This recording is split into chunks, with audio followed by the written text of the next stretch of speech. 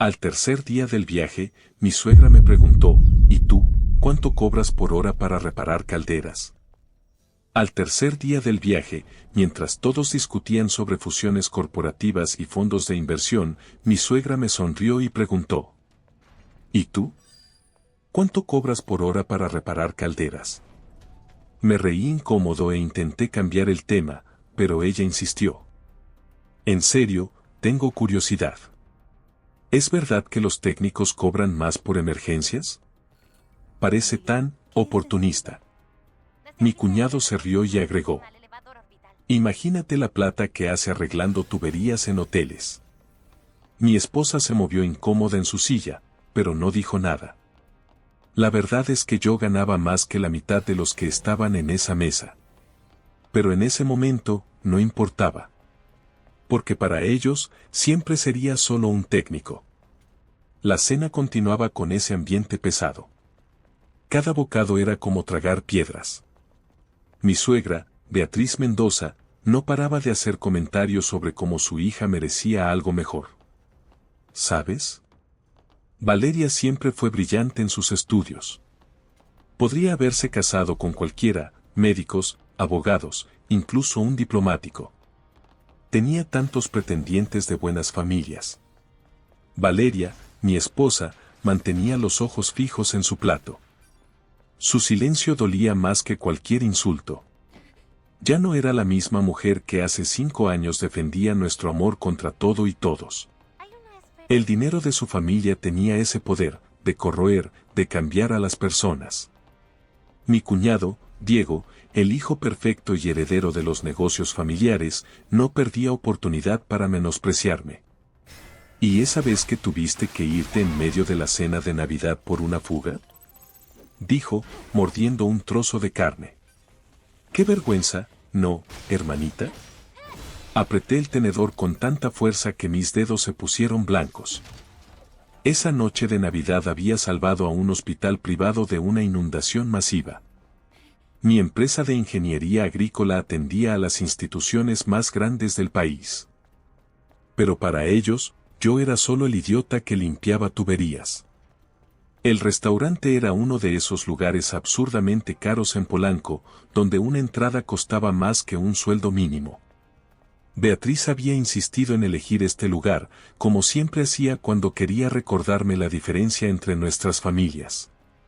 Las paredes estaban decoradas con obras de arte que probablemente costaban más que mi primer invernadero. Roberto, dijo Beatriz, dirigiéndose a mi suegro, que hasta entonces fingía estar absorto en su celular. Cuéntale sobre el nuevo proyecto. El del centro empresarial. Roberto levantó la vista del teléfono con ese aire de superioridad que solo los verdaderamente ricos pueden tener. Ah, sí. Cerramos la compra del terreno ayer. Serán 2 torres comerciales, 40 pisos cada una. Una inversión de 200 millones. Diego inmediatamente se enderezó en su silla. Ya tenemos el 60% de las oficinas prevendidas. Fue una negociación que yo mismo conduje.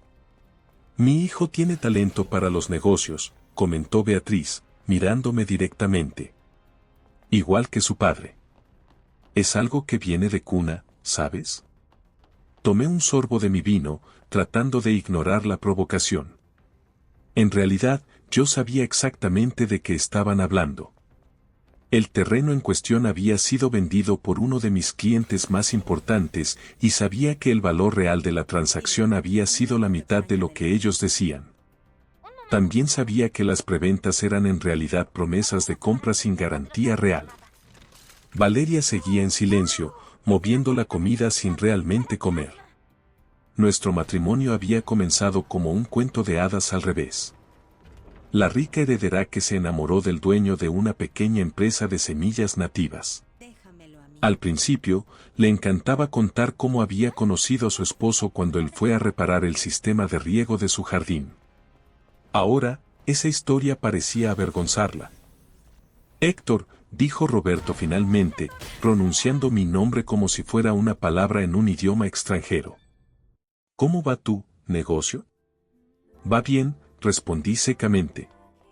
En realidad, mi empresa había crecido exponencialmente en los últimos años. De una pequeña operación de semillas, se había transformado en una de las empresas más grandes de agrotecnología de la región.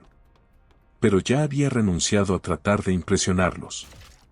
Debe ser difícil, comentó Beatriz con falsa simpatía. ¿Administrar una empresa así? Tantas emergencias. Empleados sin estudios. ¿Cómo te las arreglas? Antes de que pudiera responder, mi teléfono vibró. Era un mensaje de Alejandro, mi gerente de operaciones. Jefe, llegaron los papeles de la fusión. Necesitamos su firma para finalizar la compra de AgroMéxico. AgroMéxico era una de las empresas más grandes del sector y su adquisición nos convertiría en líderes indiscutibles del mercado.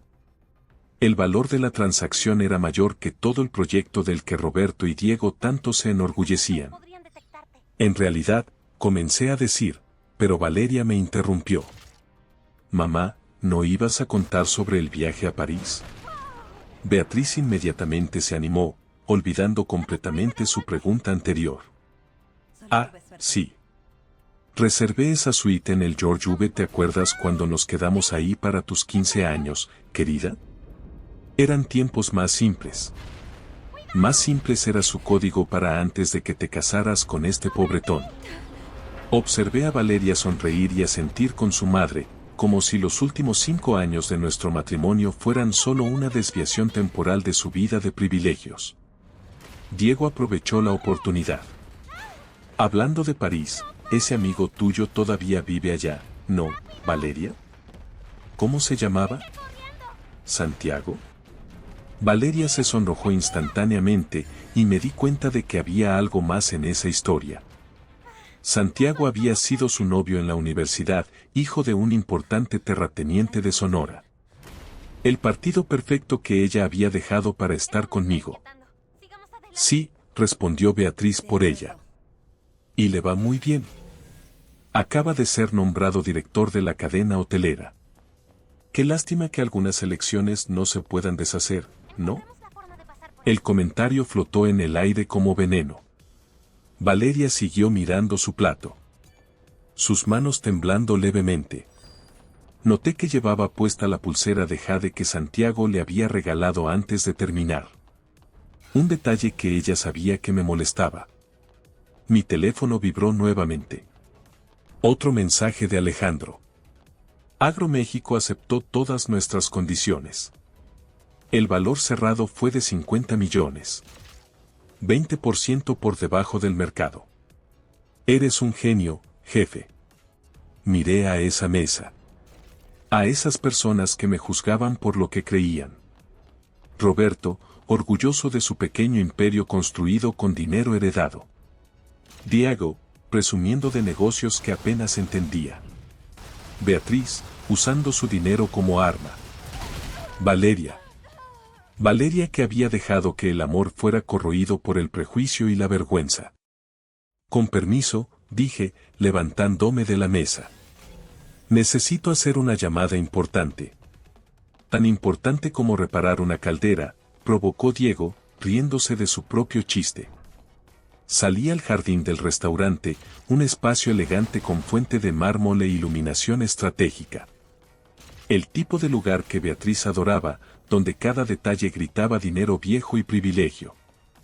Me senté en una de las bancas de madera de teca y miré nuevamente el mensaje de Alejandro. Valeria vino tras de mí, sus tacones haciendo ruido en el piso de piedra. Héctor, estás siendo infantil. ¿Sabes cómo es mi familia? ¿Por qué no puedes simplemente ignorarlos? Me volví hacia ella, realmente observándola por primera vez en la noche. Llevaba un vestido Chanel que había costado una pequeña fortuna, joyas que su madre insistía en prestarle, maquillaje perfectamente hecho en un salón caro. Parecía una muñeca, hermosa, cara y vacía. ¿Te acuerdas de lo que me dijiste cuando nos conocimos? Pregunté. ¿Qué admirabas mi determinación, mis ganas de crecer aunque hubiera empezado de cero? Ella desvió la mirada. Las cosas eran diferentes. No, Valeria. Yo era diferente. O mejor dicho, tu percepción sobre mí era diferente. Te parecía encantador salir con el tipo sencillo que trabajaba duro. Era una aventura, una rebeldía contra tu familia. Pero ahora te avergüenzas de lo que construimos juntos. Eso no es verdad. Protestó, pero su voz débil traicionaba su incertidumbre. Mi teléfono vibró una vez más. Era una foto del contrato firmado de AgroMéxico. Con esta adquisición, mi empresa se volvería 3 veces más grande que todos los negocios de la familia de Roberto combinados. Tienes razón, dije finalmente. Las cosas son diferentes ahora. Volví a la mesa, donde Beatriz había comenzado una nueva ronda de indirectas sobre cómo su hija merecía una vida mejor. Pero algo había cambiado dentro de mí. Ya no era rabia o frustración. Era una claridad cristalina sobre lo que necesitaba hacer. Me senté y sonreí, tomando mi copa de vino. Ellos no tenían ni idea de lo que estaba por venir. Y por primera vez en años, apenas podía esperar la próxima cena familiar. La noticia de la adquisición de AgroMéxico se publicó en El Financiero una semana después de aquella cena. Mi teléfono comenzó a sonar desde temprano. Primero fue Roberto, después Diego. Los ignoré a todos. Estaba en mi nueva oficina en Santa Fe, revisando los últimos detalles del contrato. Cuando Valeria entró sin avisar. Llevaba el periódico en la mano y una expresión que nunca le había visto antes. Una mezcla de sorpresa y algo parecido al miedo.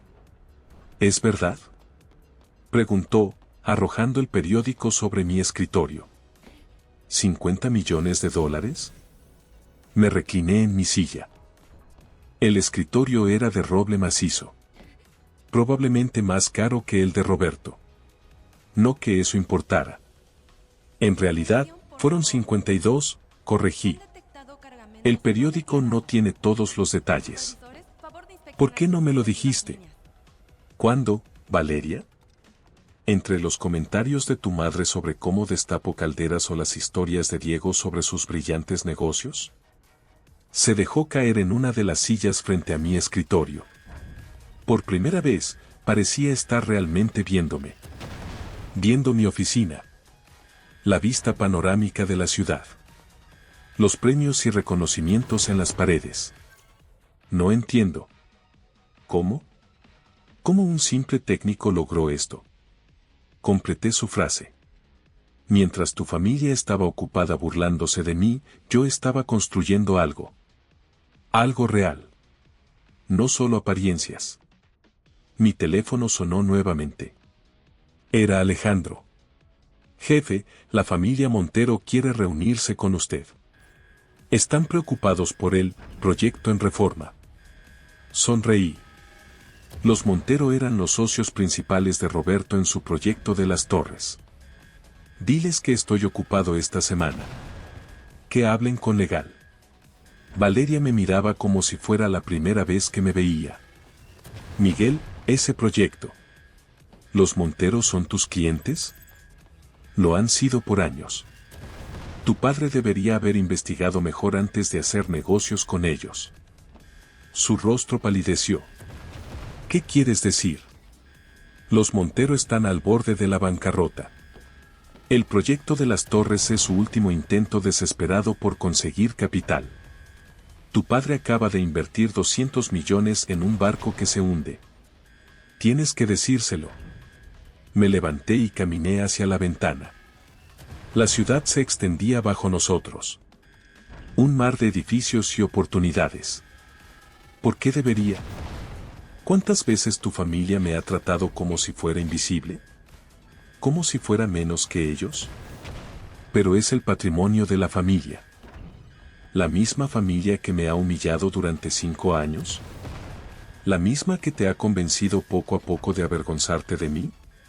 Valeria se levantó temblando. Esto es venganza, ¿verdad? No, mi amor. Esto es negocios. Como diría tu padre, viene de cuna.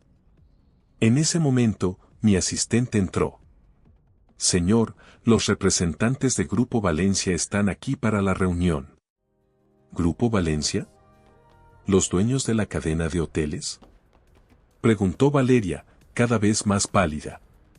Sí, respondí. Estamos negociando la compra de algunos terrenos. Curiosamente, los mismos que tu hermano juraba haber asegurado para su proyecto. Valeria me miró fijamente, como si estuviera viendo a un extraño. Quizás lo era.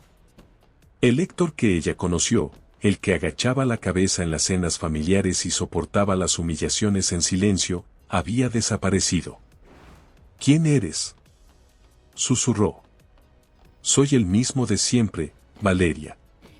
Solo que ahora ya no pretendo ser menos para hacer que tu familia se sienta mejor. Salió de mi oficina sin decir una palabra más. Sabía que iría directamente a contarle todo a su familia. También sabía exactamente cómo reaccionarían. Esa noche, mientras cenaba solo en el penthouse que había comprado en secreto meses atrás, recibí una llamada de Beatriz. Su voz, normalmente tan controlada y superior, temblaba. Héctor, necesitamos hablar. Sobre los Montero. Sobre el proyecto. Lo siento, doña Beatriz. Pero estoy ocupado. Tengo una emergencia que atender. Ya sabe, cosas de técnicos. Colgué y me serví una copa del mismo vino que Roberto presumía en sus cenas. En algún lugar de la ciudad, la familia de mi esposa estaba empezando a entender que habían cometido el peor error posible, subestimar al hombre que creían inferior. Mi teléfono vibró con un mensaje de Valeria. ¿Podemos hablar? Claro, respondí. Pero esta vez hablaremos en mi terreno. El Mercedes negro de Valeria se detuvo frente al edificio más nuevo de Santa Fe. No el edificio de oficinas donde nos habíamos visto esa mañana, sino un rascacielos residencial con vistas a toda la ciudad. El portero la saludó por su nombre. Ya me había asegurado de que todos los empleados la conocieran. ¿Piso 40? Preguntó ella, entrando al elevador privado. ¿El ático? Respondí. Las puertas se abrieron directamente en el vestíbulo del penthouse. Valeria contuvo la respiración. Las paredes de cristal ofrecían una vista de 360 grados de la Ciudad de México. La decoración era minimalista, pero cada pieza había sido elegida cuidadosamente. Y costaba más que todo el mobiliario de la mansión de sus padres en Las Lomas. ¿Desde cuándo? 3 meses, respondí, caminando hacia el bar. ¿Whisky? Necesito algo más fuerte. Serví 2 tequilas Don Julio Real. El mismo que Roberto presumía en sus reuniones de negocios. La empresa de los Montero está quebrada, dijo finalmente Valeria, después de vaciar su copa de un trago. Papá invirtió todo lo que teníamos en ese proyecto. Lo sé. ¿Lo sabías? ¿Desde cuándo? Me serví otro trago, tomándome mi tiempo. ¿Recuerdas la Navidad pasada? Cuando tu madre hizo ese comentario sobre cómo era una lástima que yo tuviera que trabajar, incluso en fechas especiales. Valeria asintió lentamente. Estaba en las oficinas de los Montero esa noche. No reparando calderas, como tu familia asumió. Estaba revisando sus libros contables. Llevaban años falseando números, pidiendo préstamos para pagar otros préstamos. Era cuestión de tiempo antes de que todo se derrumbara. ¿Y no dijiste nada? ¿Cómo esa vez que intenté advertirle a tu padre sobre las irregularidades en los permisos de construcción y Diego me interrumpió para contar chistes sobre técnicos? Valeria se dejó caer en uno de los sillones de cuero italiano. Su rostro reflejaba el momento exacto en que todas las piezas comenzaban a encajar. Las torres en Reforma. Los terrenos que Diego juraba haber asegurado. Son míos, completé. Los compré a través de una subsidiaria hace 6 meses. Tu hermano estaba tan ocupado presumiendo que ni siquiera verificó los documentos de propiedad. Pero, ¿cómo? ¿De dónde sacaste tanto dinero? Me acerqué a mi escritorio y saqué una carpeta. ¿Sabes por qué las empresas más grandes del país nos contratan para mantenimiento? Porque conocemos sus instalaciones mejor que nadie. Sabemos dónde están las grietas, literal y figurativamente. Mientras tu familia se burlaba de mi pequeña empresa de técnicos, yo estaba construyendo la red de servicios más grande de México. Le entregué la carpeta. Dentro había reportes financieros, contratos, números que harían que su padre se atragantara con su whisky caro. El año pasado, continué, generamos más ingresos que todas las empresas de tu padre combinadas. Este año, con la adquisición de AgroMéxico, triplicaremos eso. Valeria hojeaba los documentos con manos temblorosas. Todo este tiempo estabas casada con uno de los empresarios más exitosos del país. Pero estabas muy ocupada avergonzándote de mí en las cenas familiares para notarlo. Su teléfono comenzó a sonar. Era Beatriz. Valeria lo miró por un momento antes de rechazar la llamada. ¿Qué va a pasar ahora?, preguntó en voz baja. Los Montero declararán bancarrota la próxima semana. El proyecto de las torres se vendrá abajo. Tu padre perderá todo lo que invirtió. ¿Podrías haberlo evitado? Sí, podría. Así como tu familia podría haberme tratado como un ser humano en lugar de como su chiste privado durante 5 años. Valeria se levantó y caminó hacia los ventanales. La ciudad brillaba bajo nosotros, ajena al drama que se desarrollaba en las alturas. ¿Es esto una venganza? Es justicia poética. Tu familia construyó su fortuna menospreciando a otros, sintiéndose superiores. Ahora aprenderán cómo se siente estar del otro lado. Su teléfono volvió a sonar. Esta vez era Diego. Deberías contestar, sugerí. Probablemente quieres saber si puedes convencer a tu simple técnico de ayudarlos. Valeria contestó el teléfono, con manos temblorosas. Puse el altavoz justo a tiempo para escuchar a Diego gritando. Carmen. ¿Dónde estás? Papá está como loco. Los Montero dicen que todo era mentira. Que están quebrados. Y ahora resulta que tu marido es dueño de los terrenos. ¿Tú sabías algo de esto? Diego. Ese maldito técnico nos engañó a todos. Siempre supo lo que estaba pasando y nos dejó caer en la trampa. Me acerqué al teléfono. Buenas noches, Diego. ¿Cómo está el proyecto de las torres? ¿Ya verificaste los documentos de propiedad? Hubo un silencio sepulcral al otro lado de la línea. Miguel, cuñado, ¿podemos hablar de esto? ¿Hablar? Como cuando hablamos sobre mi propuesta para reestructurar el proyecto y me interrumpiste con otro chiste sobre destapacaños. Eso fue una broma. No era en serio. Nada de lo que tu familia hizo fue en serio, Diego. Me trataron como basura porque asumieron que era inferior. Ahora aprenderán que las apariencias engañan. Colgué el teléfono. Valeria me miraba con una mezcla de horror y admiración. ¿Qué pasará con mi familia? Perderán casi todo. La inversión en el proyecto Montero. Las propiedades que usaron como garantía. Se acabaron los viajes a París y las cenas en restaurantes de lujo. ¿Y conmigo? La miré fijamente. Valeria, con su vestido de diseñador y sus joyas caras, parecía más pequeña de repente. Más vulnerable. Eso depende de ti. ¿Sigues siendo la mujer que se enamoró de un simple técnico o te has convertido en lo que tu madre siempre quiso? Su respuesta fue interrumpida por el sonido del elevador. Las puertas se abrieron y Beatriz entró como un huracán, seguida por Roberto y Diego. Tú. Beatriz me señaló con un dedo tembloroso. Destruiste a nuestra familia. No, doña Beatriz. Su familia se destruyó sola. Yo solo me senté a observar. Roberto dio un paso adelante. Su rostro, normalmente arrogante, mostraba signos de derrota. Miguel, podemos llegar a un acuerdo. Somos familia después de todo. ¿Familia? ¿Desde cuándo soy familia? Creí que era solo el técnico que se robó a su hija. Diego intentó intervenir. Vamos, cuñado, no seas rencoroso. Todos cometemos errores. ¿Errores?